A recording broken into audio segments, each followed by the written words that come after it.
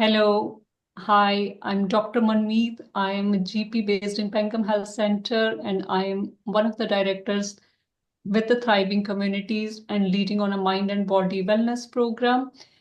We have a lovely teacher today, Sue Hindle, who is doing a talk on a silence retreat.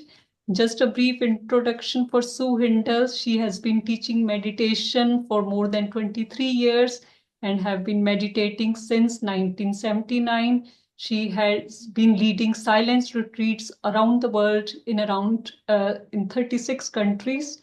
Sue background, she's a retired solicitor and a very good mother and a grandmother, and due to which she has to travel a lot to Australia.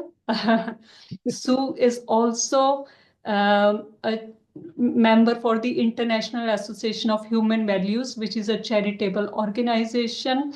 Sue has set this organization 20 years ago, and now she's a trustee as well. She has been supporting various humanitarian projects around the world through this organization. And we are very fortunate that Sue has also helped us in establishing the Mind and Body Wellness Program, which we have been running successfully with under Thriving Communities and with the help of the IAHP.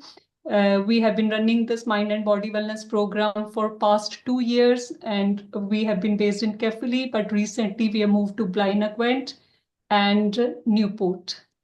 Thank you so much, and I'll pass on to Sue now.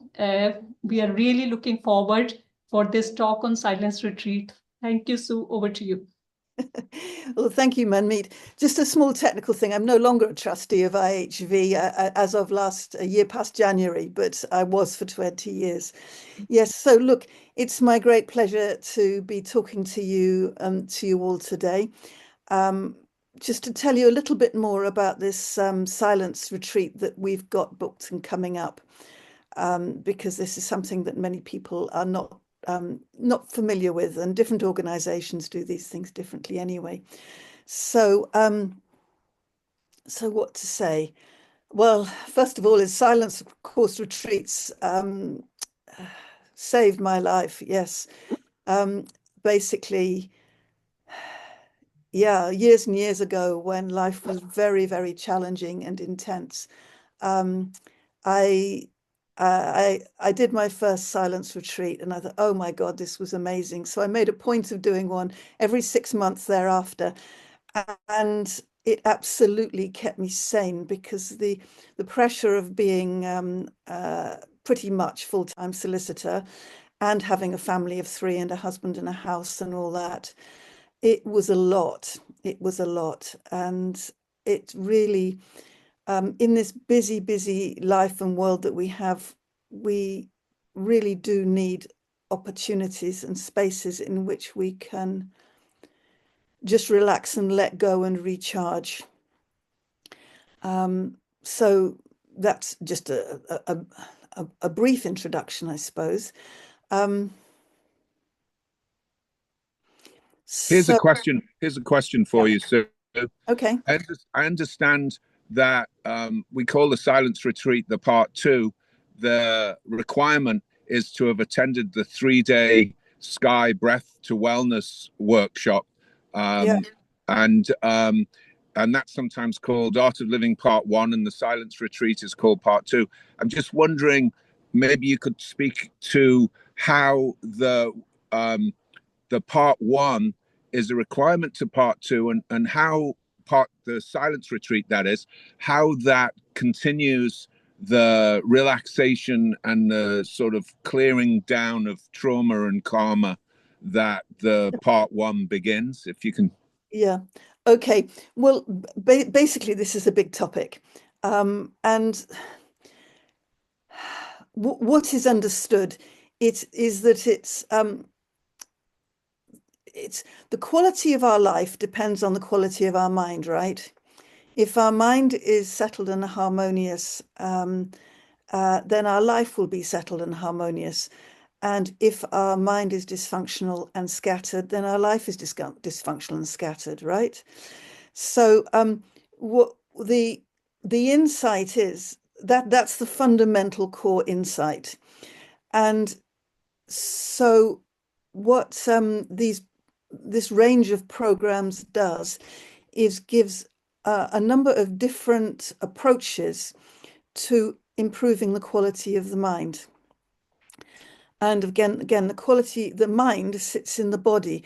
And so the quality of the mind depends not just on the mind, but of course on the whole mind, body, spirit scenario interaction.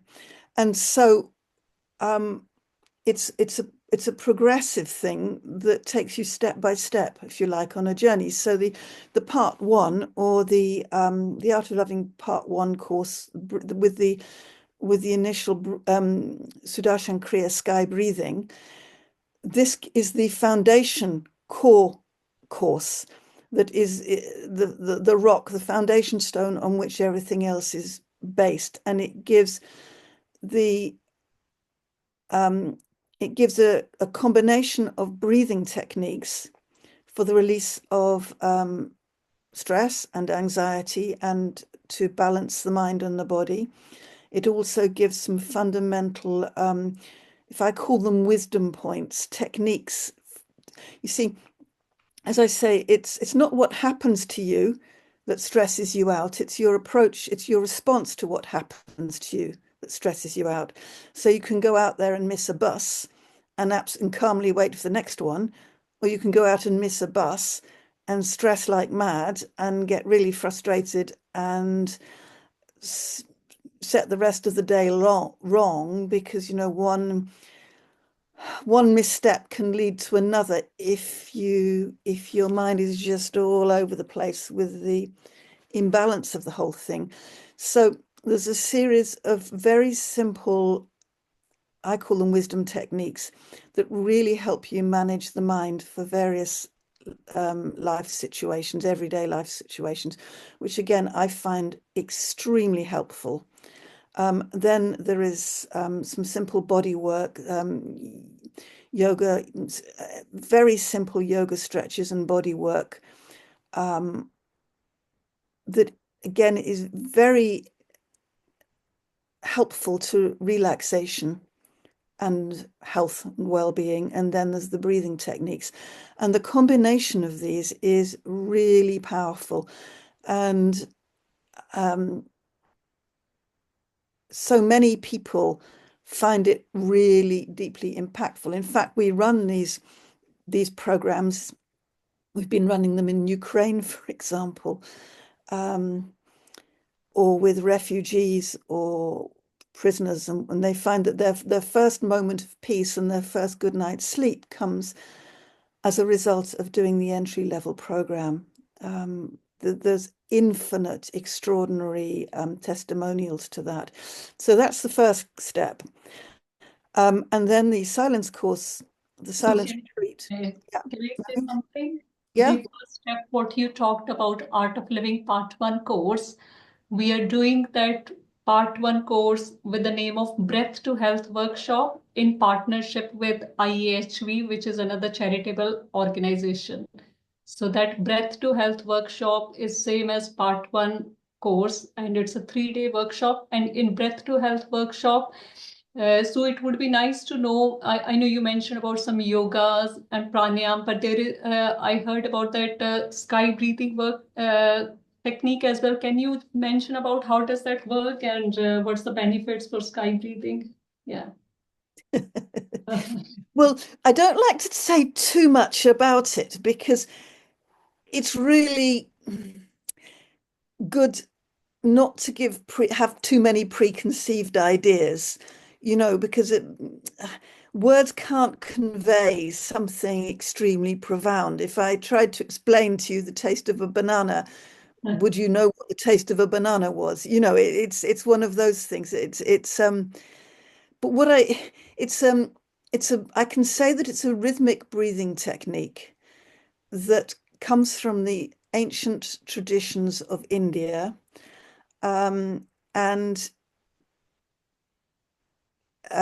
it really helps the body realign with itself, because everything on the planet, everything in life responds to rhythms. and somehow in our bodies are the same. And very often in our everyday lives, these rhythms, these natural rhythms have broken down. You know, too much pressure, too much stress, too much online, too much of this, too much of that. And we've become our bodies have come out of sync. And so this Sudarshan Kriya sky breathing technique really helps the body to realign with itself, to reharmonize, if you like. And that is very, very good for letting go daily, the stress, daily stresses. You see, you do it, you learn it on the course, and you get it as a daily practice that you can do in your own time for, say, 20 minutes, half an hour each day, in combination with the other breathing techniques. And so each day, you relax more, release more stress, more accumulated stress from the system. And in time, this works to, in a cumulative way, to release the underlying stress from the system. So, yeah. So after this entry part one program or this breath to health workshop, then you mentioned about this silence retreat. Yes. Yes, they call the breath to health workshop the part one and the silence retreat as a part two. So it's a bit like, they support, mutually supportive. It's the silence retreat comes, it's different in its nature, in that the participants, from about the lunchtime on the first day, something like that, they go into silence. The teacher continues to speak. I keep talking, for better or worse, but the participants go into silence. So the first morning there are some preparatory, introductory exercises and that sort of thing, and then the group goes into silence. And in that silence, they go through a very, very well put together process with a series of different meditations and techniques and relaxations that are really very effective in giving a much clearer understanding of the mind, the body complex, how we function, how we accumulate stress and anxiety, and how we can release it in our everyday lives through learning to practice the techniques that we're given. And it expands on, certainly the way I teach it, it very much expands on the first step. It's the next steps following on from the introductory course, to give a much clearer insight and understanding of how to apply those techniques in everyday life. Yeah.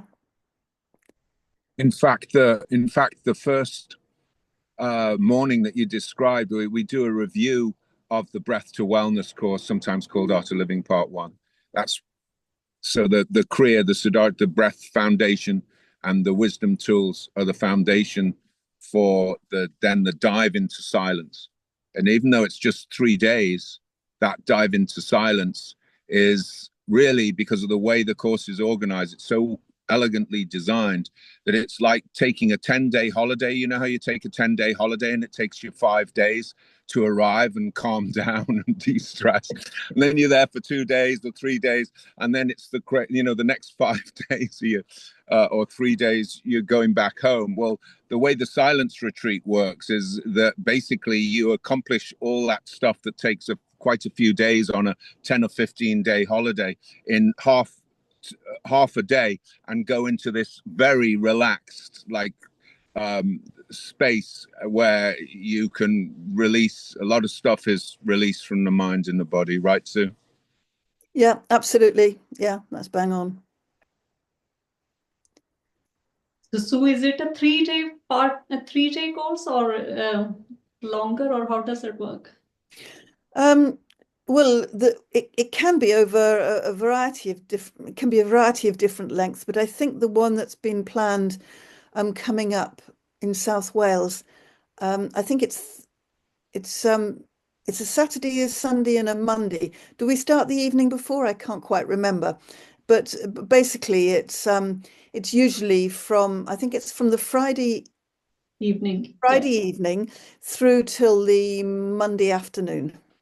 Yes. And it's in May. Dates are 9th to 12th May. Yeah. And so can it be residential or non-residential? Yeah. It can be either according to how it's organized. So if you've got accommodation where you are, then I can then sorry, I just saw the message drop in and it's distracted me. So yes, if you've got accommodation, then you can at the venue, then the people can be residential, or they can travel from home, or they can take a B&B around the corner, or whatever. Yes. So let me see these messages that drop in. Hang on a second. Let me just bring them up. So yeah, I don't. Angeliki, yes. Angeliki, yes. Yeah, Angeliki, yes, yes, please do attend the silence retreat, but you need to have done the part one first, because that's a qualification, because we build on that which has gone before. So Agiliki is a wonderful yoga teacher and has been running yoga classes. So yeah, he's a wonderful person to work with. Oh, right. Okay. Very, very nice. Then we can use Summit Centre as a venue as it has accommodation. Okay. Did I see a message dropping in saying, how can it help me? I'm doing cryptocurrency, or was that some other? Where did that message drop in from? I don't think it's on our chat. Yeah. It wasn't on our chat. No. All right then. It must be an email notification or something. All right. There was something said that I do cryptocurrency. How can this help me? And I'm thinking, right, well, it can help anybody, no matter what they're doing. But okay, that was something else. Are we actually silent the whole time? Because I think that's quite a lot of people would think that's going to be a hard task. You're silent from loosely speaking, and again, one makes these calls to an extent as one goes, but loosely speaking, the first lunchtime through till the last morning breakfast time, something like that. It's something like that, but believe me, it's actually not really an issue, because I've had that many people come to me at the beginning, new people who are doing it for the first time, saying, I'm a bit nervous actually. I don't know if I I don't know if I can do this. And they are the ones that come to me at the end and say, wow, that was amazing. Now I don't want to start talking again, because it's such a relief to some people that just to be, not to have to make polite conversation, just to be with themselves, but in company, just to relax and let go and to drop all that. So it turns out to be easier than many people think. Yes. Because I thought that was maybe part of the discipline, or what you actually, the self-discipline as part of the training of the course. But yeah, it's easier than it seems. Is that what you're saying? It's easier than it seems. It's about, look, it's not so much about self-discipline, I must not speak. It's about being with oneself. Comes in from a slightly different direction. It's not about controlling in any way. It's relaxing into the self and just being with oneself. It's an opportunity to simply be with yourself, and then, food and things are taken care of, and you can just relax and let go and not worry about stuff.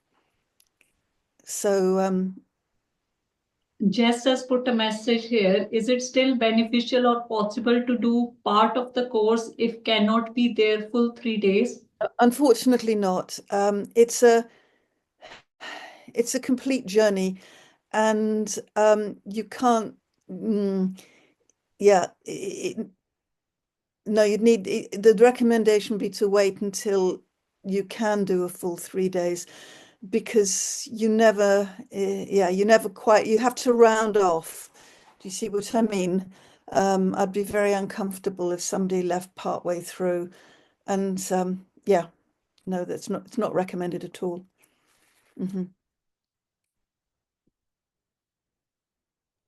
Jess is a wonderful volunteer with Thriving Communities and has repeated Breath to Health workshops number of times now. So she is really keen to do that, but I think because of her family and the kids, yeah, it's a bit hard for her. Yeah, it might not be quite the right time. Can you hear me? I don't know if you can. Yes, I can, Jess. Yes, Yeah, might not be quite the right time for me, but I am keen to do it at some point. So yeah. Well, tell you what, have for now the intention to do it. I tell you what I've discovered in life is that if I look at the problems, the challenges, they seem overwhelming. If I actually look for the solution, then suddenly, aha, that could do that, or maybe that will come along. I've found that if I'm focused on what I can't do, it doesn't happen. If I'm focused on what perhaps I can do, actually, if I work on it, it tends to come together. And I've had some pretty big revelations that way, actually, in the past. Yeah. And Gillicky has put a question here, where can we do the part 1 course? You've got that coming up, haven't you? That's yes. That's the 26th to the 28th of March. You've got down there. Abervale Institute. Yeah. In Abervale Institute, 26th to 28th of March, and that's from 9:30 to 12:30 in the morning. And we'll share the link with you, Agiliki. And Agiliki has also mentioned about some venue where the accommodation is available as well. So we can have a talk about it later on properly, you know. So far it's happening in Pangam in Gleninant, Gleninant Community Center. But yes, we can discuss about the other venue. Agiliki, thank you for, you know, bringing that up. Yeah. And yeah. Esther, you say you finish after lunch on the Monday. It is after lunch, but it's probably maybe 3:30 to 4-ish. I'd have to check. I'd have to check, but yeah, sort of well into the afternoon rather than 2:30. Yeah. Thanks, Sue, for clarifying. I wasn't sure. Yeah. And I'll double check as well, because it's a while since I've done the shorter form of this particular course. So I need to just double check. Yeah. Okay. The content delivery, is that into the evening as well, or is it just time to decompress, or just be up by ourselves in the evening? You know, there is an evening session after dinner, and I do my very best to see you free by 8:30 to 8:45, something like that. And the absolute recommendation is that you stay silent when you go back home. So you don't go back home and put on Netflix or anything. You stay silent in the space and keep that energy going. Yeah. And what time it starts in morning? Either 6:30 or 7, depending on how it works out with participants and how far they may or may not have to travel, or what works best with people. Sounds good. Yeah. So you mentioned about, you know, in the part 1, we do that sky breathing work, sky technique, Sudarshan Kriya, and that helps with, you know, de-stressing as well. And silence retreat also helps with the de-stressing. So why it is important to do silence retreat when that sky breathing or breath to health workshop is already benefiting to de-stress?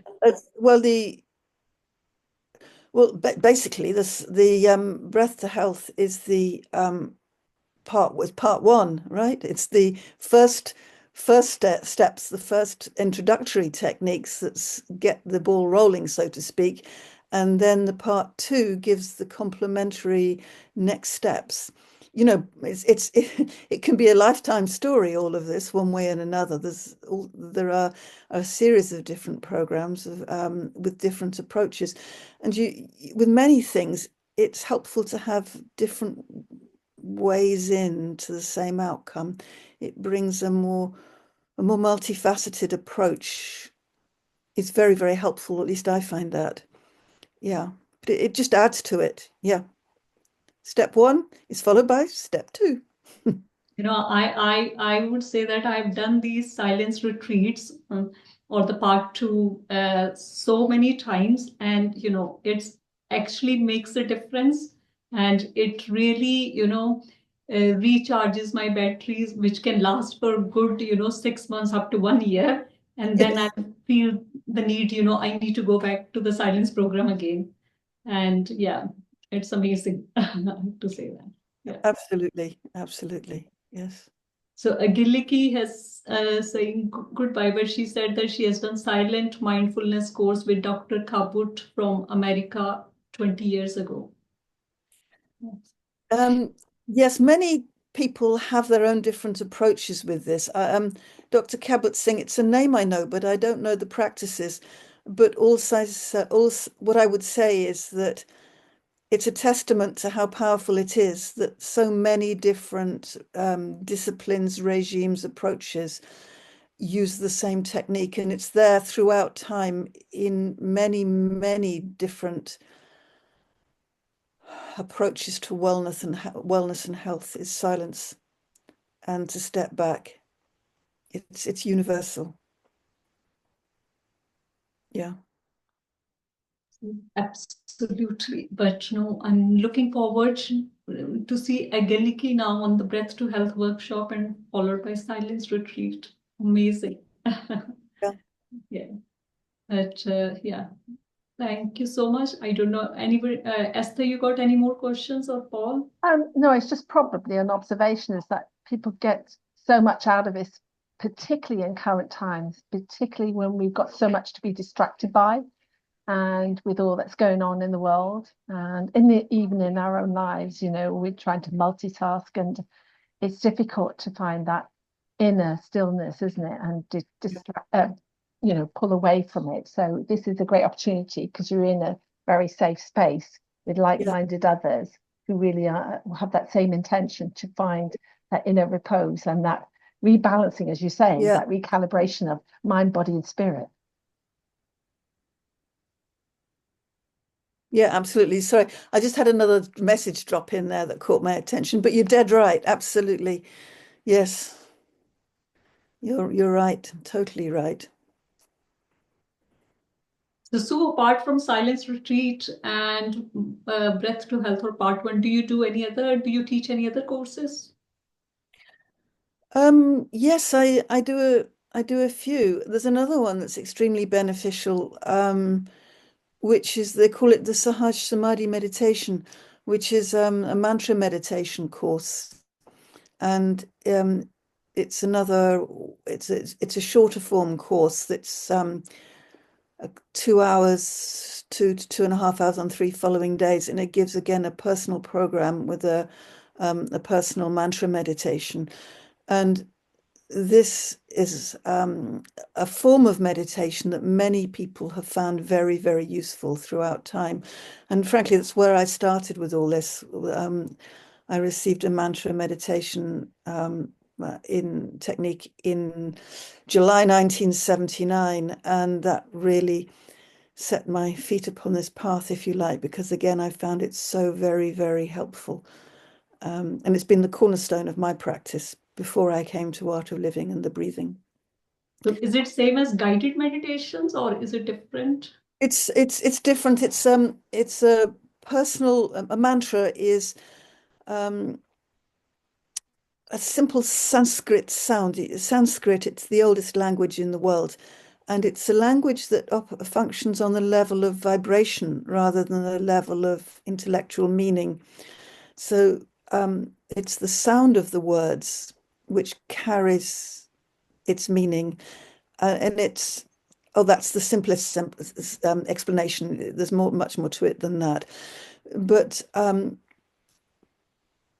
it's the one is given a personally selected mantra sound that is very supportive to the nervous system and very much helps carry the mind down into the depths of oneself, of one's mind, of one's consciousness. And in that space, daily stresses and longer term stresses can be released. And it's a practice that's recommended at least once or twice a day for 20 minutes. And again, I found it very, very helpful. Yeah. It brings very deep rest. There's infinite amount of scientific research on this that shows the benefits for health and wellness. Indeed, for all of the practices that we've talked about, I mean, it's established that the breathing and the silence retreat can affect the expression of DNA very beneficially. It's very, very interesting. There's infinite science before this. It's not esoteric mumbo jumbo. And look, I'm a lawyer. I wouldn't be doing this if it didn't work. The case rests on the evidence for sure in this case. Yes. Sorry, just one more question. Can this mantra meditation course, what you're talking about, can this be taught during the silence retreat, or you need a separate or time, or I don't know. Yeah. It can be done, but my preference is to do it separately because there's a lot going on there. And if you're new to this, it can make it all a bit much. And you'd have to do it in the breaks, so to speak. And the breaks are probably better for people to decompress and relax in the silence course and just get used to that. But it can be taught separately. And I'm only just up the road from you, let's face it. I can come down to South Wales and give you a Sahaj course if you'd like that. You need a group of people for that, or can it be done like one-to-one, or? It can be done one-to-one, but it's better if you can do a few people together because it's a shared experience then. And it means if I'm coming down for 3 days, I come down for more than one person. Yeah. I'm just thinking for Jess, who can't make it, who can't do the silence retreat, but maybe, she can do that. Yeah, I was going to say that sounds really, really good. I'd be interested in that. Yeah, well, sure. But if you've got one person, find a time for the one person that I can also do, and then find some more. Yeah. So I mean, Sahaj is so accessible and so simple and so effective and so straightforward to manage. It's usually if you put it out there, people will come, and I can do a one-to-one. I can do an online presentation for Sahaj like this nearer the time, come the time, yeah. But people who are committed to do the silence program, they should do it another time rather than mixing it together. Yes, well, it's just a bit too pressured. It's all a bit much, frankly, for them and also for me as a teacher, to sort of being two things at once. And I think it's better to do both with clear focus than to do separately, than to try and do them both together and end up making a muddle of it. But people who can't do silence retreat for some reason, like Jess, you can still teach them during that period of time. Yeah. Not during the course, no. No. Because it's a full-time course, full-time for the teacher as well as the participants. Yes. No, what I wanted to ask is there's no prerequisites, so you don't have to do part 1, part 2. This is quite standalone as well. Sahaj standalone, yes. Yeah. So anybody can get involved. It doesn't require. Yeah, thank you. And can the Sahaj mantra meditation be done online as well, online course, or is it in person? It can be done online, but I've done it online. I've taught it online, but I prefer to do it in person. Right. That one-to-one contact and real life experience, it's preferable. Yeah. Is there enough limit to the numbers that you can teach that in only one time? Well, when one of the main international teachers, the lady that set the whole thing up in the first place, comes, I've known her do about 70. The most I've ever done was in Ukraine. I did 17, and even that was quite a lot. Yeah. So each of those individuals then to get a personalized mantra, or is it just a personalized to that group? It's once it's you initiate each person individually, but then on the first evening it's well, depending on the numbers there, it would be a group introduction and explanation and getting to know. Then there would be individual initiations. Then there would be a group wind up probably afterwards. Again, varies according to numbers. And then the next morning, the next day, and the following day, the whole group comes together and you practice together and ask questions and deal with any feedback and so on. That sounds really good. Jess, do you have any more questions, or Paul, or shall we just wrap up now? No, that does sound really good. Yeah, keen to do that. I think you've explained everything really well. Thank you. It's all right.